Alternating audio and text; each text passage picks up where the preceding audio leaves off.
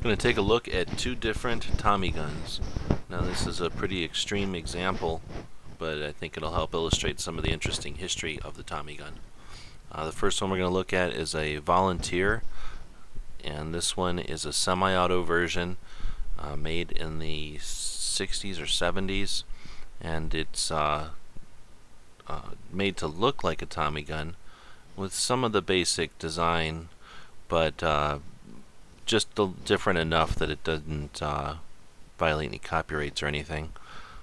This one was made in Knoxville at a time when Ordnance had let the patents go on the Thompsons. And it's a polymer lower, uses sort of a stamped sheet metal trigger and internals. It's different from a Tommy gun, but from about 6 feet away most people wouldn't know the difference. You can see the mag well and release are quite a bit different when we take a look at it compared to the original Ordnance. But it does use the Tommy gun magazines, so it uses the stick mags, the 20 or 30 round magazines. Because it's a rifle, it has just the smooth forward grip. You can see it's a 45 caliber semi-auto made by Volunteer Enterprises in Knoxville, and then the model is the Commando Mark 45. There's some pretty interesting sales and marketing information available on the web, copyright and everything. I didn't want to post it in the video, but it was marketed as a plinker and a good defense carbine that didn't use rifle ammunition. It was kind of interesting.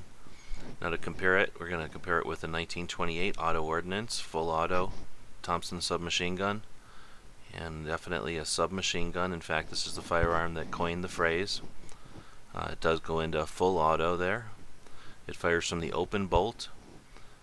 This one was made in the 70s, but it's a 1928 model, so it's not modified. It was made as a full auto.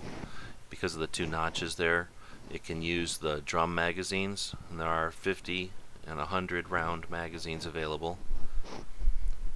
These were mostly used by military and stuff. They weren't really used in the military versions. You can see the mag well on the Volunteer there wouldn't allow the drum to insert.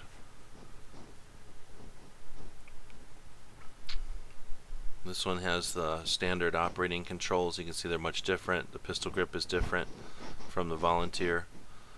Also on a full auto version, the stock is removable with a push button there, and that's just not an option on the Volunteer. Also on the Volunteer, the sight is on the back of the receiver, and since the charging handle is on the side, there's nothing obstructing its path to the front sight. However, on the full auto, the charging handle is on top on a 1928 model, and it fires from the open bolt, where the semi-auto fires from the closed bolt. Sights are a little bit more crude on the full auto, but again, it's designed to sort of shoot from the hip sometimes. So that's the comparison between the Volunteer Enterprises and the Ordnance Tommy guns. Thanks for watching.